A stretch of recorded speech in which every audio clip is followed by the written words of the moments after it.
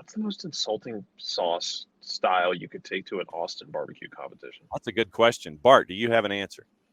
Yeah, the superior sauce, Eastern Carolina barbecue, because they would think that it's poison because they don't know what to do with it because they only believe that brisket is how you do barbecue in Texas. Okay. They lack imagination when it comes to barbecue in Texas. Let's just put it that way. Okay, but I don't want to start barbecue wars at 9:30 on a Wednesday. Why not? He's going to save that for the flight to DC. Yeah, right. All right. So I don't want to land in DC and my mentions blow up from Texans yelling at me. Texas barbecue is good. That's not the conversation we're having. Yeah, correct. It's not St. Louis barbecue, whatever crap they try to pull out there. Oh, I mean, it's you go. Well, we took vinegar and stop.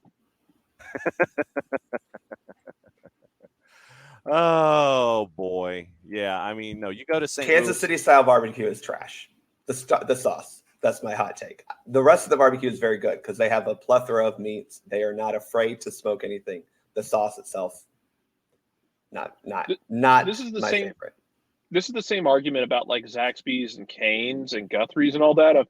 The sauce is great. Look, if I need to have the sauce to cover up the fact that you can't fry chicken correctly, we have bigger problems. Right. Yes. All right. So, Bart, the question was raised. How are you actually going to see this match? What airline are you taking? I'm actually flying myself. I'm flying Frontier. So. Okay. Yeah. And so we wish you Godspeed, obviously. Luckily, there's no like storms or anything in the areas for either Atlanta or DC. And we have time in case things are delayed to be able to get to this. We're flying into Baltimore. So we're flying to BWI because it's the cheapest. Yeah. Okay. So then how are you getting from BWI to Audi? Well, they have these things called trains, John. Okay. And they're these magnificent things. We don't do that here. Public transportation down here. We've gotten into barbecue down here and public transportation down here. Absolutely. We're only 3 minutes into the segment. You're damn right. No, we're taking the what is it? MTA Mark, one of those, whatever that is. Yeah. Okay, so I didn't know if you were renting a car or doing whatever. No, this is like I would say it's a quick in and out. We're not leaving until 9:30 tomorrow because the options were 6:30 a.m. or 9:30 p.m. on Thursday. And we thought, well, it's DC. There's things to at least do and see. So okay. All right. So I know that we want to get into reffing down here because you had so many things to talk about. You had a list. You were writing things down. I do have a list of things. Fast and furious here. So in this week's edition of Reffing Down Here, where do you want to start on your list? Because I know that folks are going to want to know about PK, no PK. Yeah, we'll start with that. Okay, let's just start with that. Fair enough. Go for it. I think it was incredibly harsh to award a PK to Miami for the handball against DeBrum because the hand that it actually hits is right here against his chest, right? Correct. He has not made himself bigger. Right. He definitely doesn't use that to control the ball. It just happens to be here. The unfortunate thing is it's in front of his body, not behind his body, and it says in front of his body, so it hits his hand. I think it's incredibly harsh. I think had the referee not given it, which Jair Marufo hates Atlanta United. I think this has been established. Specifically, he thinks that Brooks Lennon is the divingest, whiningest person who's ever played soccer. Apparently so, yeah. Who, by the way, didn't get a lot of foul calls in this game again that were deserved. But I think had it not been given on the field, it would have been really hard to say that's a clear and obvious error because his arm is right here. When I first saw it, and when I even saw it live in my seats, I thought it hit his outstretched left arm. So I was like, oh, crap, Yeah. But then I saw the replay and it was here, and I thought that was a really harsh penalty kick. But then I thought the one for Jean De Silva was a lot of – it wasn't going to be a penalty kick. Let's just put it that way. Okay, run through the Jean De Silva. So he's running into the box. Yeah. Yeah. He's running into the box. I forget which defender, but he's running with them, and they collide to go for a ball. The ball wasn't really super playable. It was just kind of two players running together, and Jean De Silva happened to fall down. But there was a shout for a penalty kick there, and I didn't think it was a penalty kick. But okay. Yeah, I personally would not have called that penalty kick for Miami, but I understand why Marufo does outside of his hatred for Atlanta United. All right, so this may be on your list. I have not seen your list, and so that's the beauty of these conversations, is that you have a list, I have ideas, we all come together, and we have this melange of reffing down here.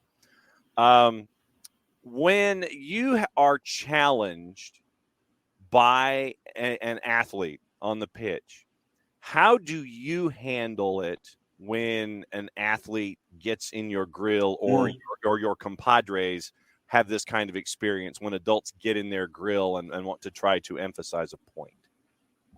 Well, usually it's a combination of things. And one of the things you do is you try to quickly explain what happened, or quickly say, no, it was a foul, or yes, you fouled him, or no, it's not a penalty, or whatever. Luckily, with most of the athletes that I'm refereeing, I'm taller than them, so that helps. But in the adult league games that I do referee, it is hard because they feel very convicted in their belief that this was or was not a foul, or this was or was not a decision that should have gone their way. I try to stay calm and just kind of say, no, it was this, or yes, it was this. However, there are times that I do raise my voice, like legit, because they kind of get shocked by that. And I just say, no, or I go, hey, cut it out. That kind of brings them to the reality of like, oh, I'm acting like a child and being kind of treated like a child. But when you're getting those mass confrontations, and this is something that I do kind of wish referees would utilize a little bit more. They do, but blow that whistle as loud as you possibly can, because they will take that as, it's one of those things where, like, when an animal is being attacked and they bristle up or they make a lot of noise, that can shock people as well. It at least annoys them enough where they can. Ear splitting damage will certainly do that. Yeah. The other thing that I do, I just pull my card out and hold it. And I'll do like one of these motions with my card in my hand, and I'll say, "Who wants one?" Or I'll say, "Keep talking. I've got it out." You'll go blackjack dealer, huh? Yeah, because they need to be aware that you're not afraid to give it. They literally need to see it sometimes. Be like, "Oh, okay."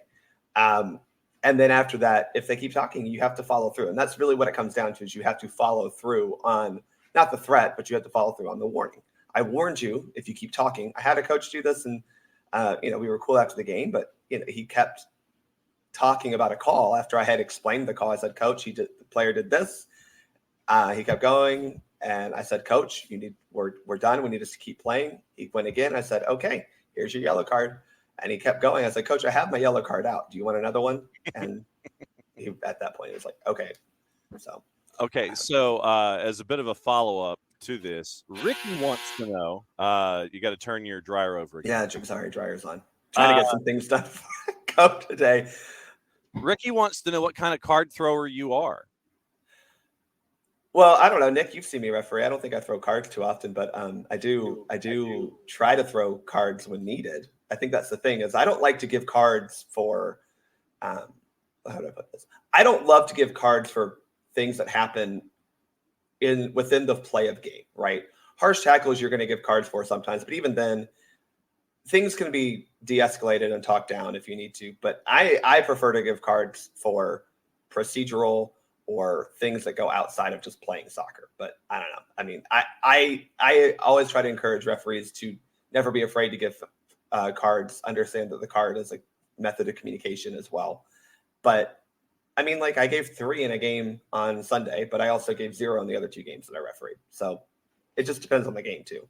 And the reason I asked before Nick comes in is because when this is a long answer and explanation to an incident, when a player of Sergi Busquets' import, experience, and dossier, round 2, wants to flash a card, an imaginary card, at a center ref and try to bait a decision by showing an imaginary card himself, that to me is grounds for, like, if not blackjack dealer, to sit there and go palms up with the card in the hand and sit there and go, "You want one?"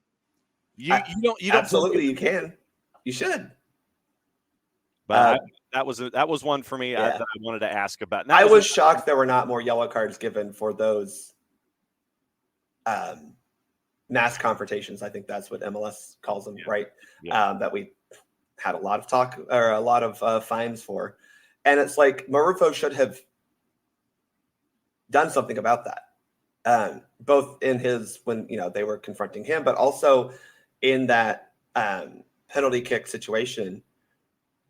When the ball is scored, when a goal is scored, all that means is the ball has gone out of play. Just happens between the sticks and underneath the crossbar. That's it. That's all it is. So when a ball goes out of play, it is the other team's possession. Any scoring team that then tries to take the ball away from the other team, I am very quick to give yellow cards for that kind of stuff, because that is how you get stupid things happening.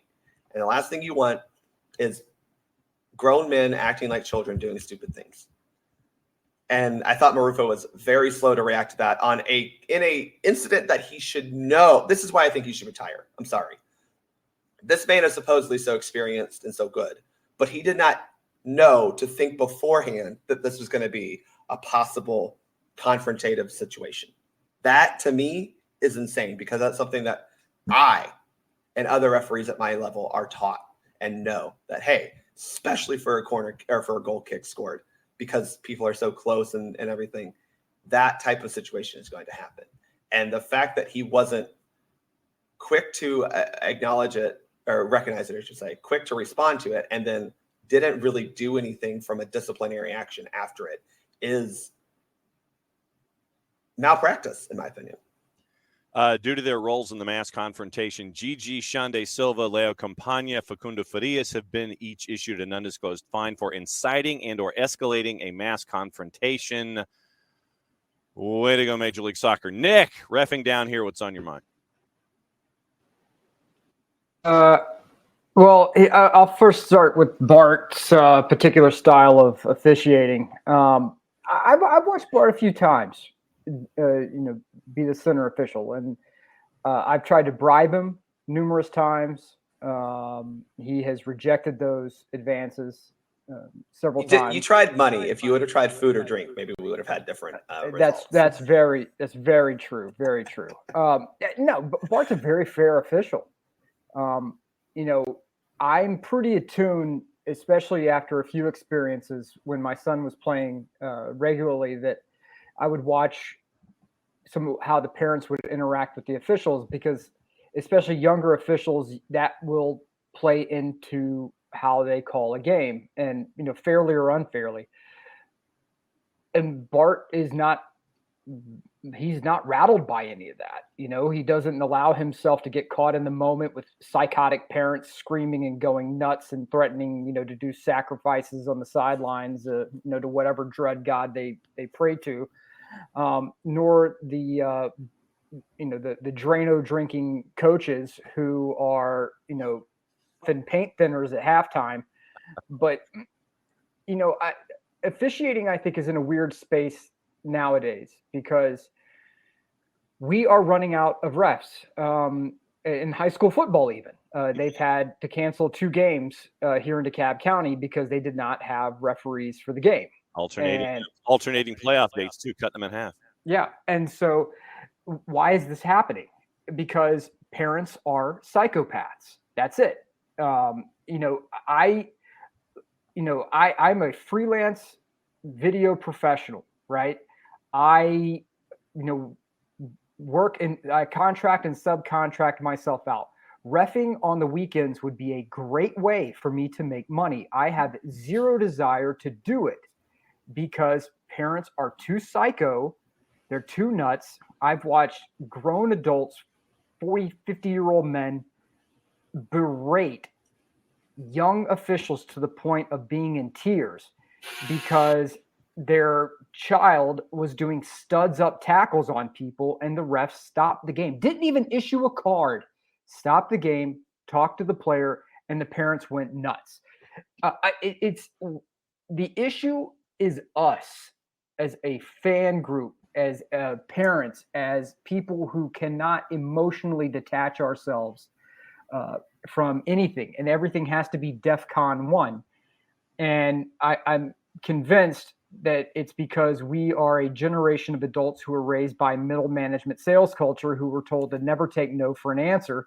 And the customer is always right, and you think yourself as the customer, by the way. Correct. 100%. The customer is always right. Well, just because you show up at a game doesn't mean you're a customer, well, I paid to be here, Nick. Well, take your money and go the blank home. How about that? That's what I would, I was commentating on the Oglethorpe women's game last night, which was a absolute blast. And if you have not made your way out to Brookhaven to watch Harlow Krieger, stud number 23, she is Division I talent playing in Division III. I'm talking like 25-yard out free kick last night, parked it damn near upper 90. The keeper could do nothing about it. She is absolutely electric. So make your way out there to cover those. But I overheard the officials talking about kind of, the coaches were very animated last night. They knew each other. But the coaches were very animated. And, one of the officials said, look, when I get in a situation where I see coaches getting animated and I give them 2 chances, and then I just pull my card out and I show them the card. And that's it. And my line, one of my the assistant referees will come over and be like, he's going to give you another one if you keep going. And I just leave it at that, because if you feel like you can pop off at me like that, I'm just going to go ahead and issue the card, so that way we all know what rules we're playing by here, because I'm not letting the game get out of control. And that's where we are these days, because we have gone so far off the deep end in our inability to control our emotions. You have, what is it? And was it Crete, Bart, where the officials said that they were on strike? I want to say it was Crete, that the officials, or Macedonia or something like that, the officials said they were on strike because they were receiving death threats. Yes. That the families were receiving death threats. That there were threats of violence in the streets. This is because we have taken things too damn far. Bart, I don't know how you do it. I really don't, because, I have undergone many billable hours to keep myself from popping off, like the old West. And I'm not convinced that I couldn't turn back into the old me with some of these suburban knuckleheads, who got their high-waisted pants on, in their pleated khakis on a Saturday morning, talking about, well, my son, they do nothing wrong. Yeah. My son would never, my little baby would never do anything wrong. Never. Meanwhile, he's just put his cleats into the guy's chest, Right. He's doing the double drop kicks on the weekends. Well, and I think that goes to a parenting style, Nick, and not to get too much into this because I'm not a parent myself, but like there is this idea that your child has never and will never do wrong because that's your precious little angel baby. And I mean, I haven't raised children, but I was old enough to be in a parenting situation with my younger brothers. And if you were to told me they would have done something stupid on a athletics field, I would have said, yeah, that probably sounds right. I think it does come down to that, where they to your point, Nick, they feel entitled to something to be there. And, I was joking on Twitter, not really joking, to be honest, about someone put out, said, abolish parents at youth games, in my opinions. And I was like, yes, do that. And then some, person was like, well, that's not fair to the good parents. And my response is, so why are the good parents allowing the bad parents to be so disruptive to games?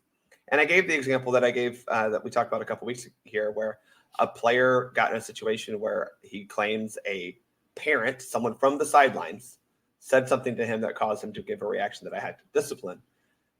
None of the parents on that sideline wanted to rat out the parent that said this. Y'all don't know these people. They're not your friends. There's no y'all just play on a soccer team together. If they're going to be that bad to where they're cursing at a youth player on the field, why isn't your parenting instinct to protect players, period? Mm-hmm. You're trying to protect children, period. I'm sure these are the same people who talk about parental rights and protecting children in other arenas of life, yet they don't want to do it on the field when a parent is clearly doing something unsavory and aggressive toward a youth player. So, I mean, I always like to say parents are the least important thing when we go to play soccer. Like, sorry, they are. The fans, unfortunately, and I know this is going to be controversial, fans are the least important thing when it comes to the game inside those lines. We don't need them, and if we have to play without them, then we will. But anyway, I have other thoughts on other things. No, and here's the thing. I am a parent. I have 2 kids, and I will tell you, I have teaching Jack not to pop off, because Jack has inherited the best of us and the worst of us, and he has a mouth that he got straight from his old man, and has no problems popping off. And it was one of the hardest things to teach him. Yeah. Don't talk to the ref. Don't do it. Don't, unless it's sir or ma'am coming out of your mouth, and with a calm, rational explanation, don't say anything else. And if an official is not calling things, and I've taught him this, and I've had to do this because otherwise I don't know, like, other than pulling him off the field, I don't know what else really to do. Right. If another player is going studs up and taking other kids out, I've taught him, Jack, if you feel contact, you hit the ground like you've been shot, and make it dramatic.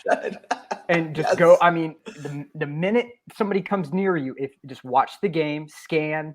If somebody is taking other kids out, the minute that kid comes near you, hit the ground like you've been shot. Yeah. And I had to teach my kid how to dive at 7, 8 years old, because that's in my way. That's how I protect them. Okay, so because the official, these are not. I can't ask a 13-year-old or 14-year-old reffing 7 and 8-year-olds to be a professional, right? The kid's getting paid. The kid should be getting paid to do that. Right. I can't ask even Bart, right? As good as Bart is, is Bart, are you reffing an MLS game or a national team game tomorrow? No, okay. And so, we have to understand that there is gray area between the black and white. And we can't put everything on these officials to get every call right every time, nonstop, in a game that is getting faster and faster and faster, and surrounded by a larger crowd of idiots. And so, I make it easy for the ref, Jack. Near you, throw yourself to the ground. Now we have and the parents will howl and scream, he took a dive. Your mother in right, he took a dive. Deal with it. Yeah. And to your point, Nick, diving is a great way to tell the referee, yeah, I was fouled and I want that foul. Mm-hmm. That's the thing that we talk about, like Neymar and other players like that. Neymar will get kicked multiple times and still stay up. Uh-huh. But they only look at the one time that he dives. And sure, he dives. But to your point, like, if you get kicked and you're in possession, mm-hmm. you want that free kick, Yeah. What else is on your list before you go? All right. So, hold on. I got to pull it up. Okay. First off, shout out to soccer in West Virginia. WVU and Marshall ranked numbers 2 and 1 in the college soccer rankings. WVU won last night. Wow. So they square off in conference play on October 18th. So that'll be fun. Regarding Spain and the Spanish women's national team, just because a woman is in charge of the women's program doesn't mean things are going to be great for women. The problem we have right now in Spain is that there's just toxicity from top to bottom. Mm-hmm. And it's unfortunate that the women's national team are put in this position where they are being threatened to play. Obviously, the problem with the women's game is they don't have the money to fight back legally or take the hit legally.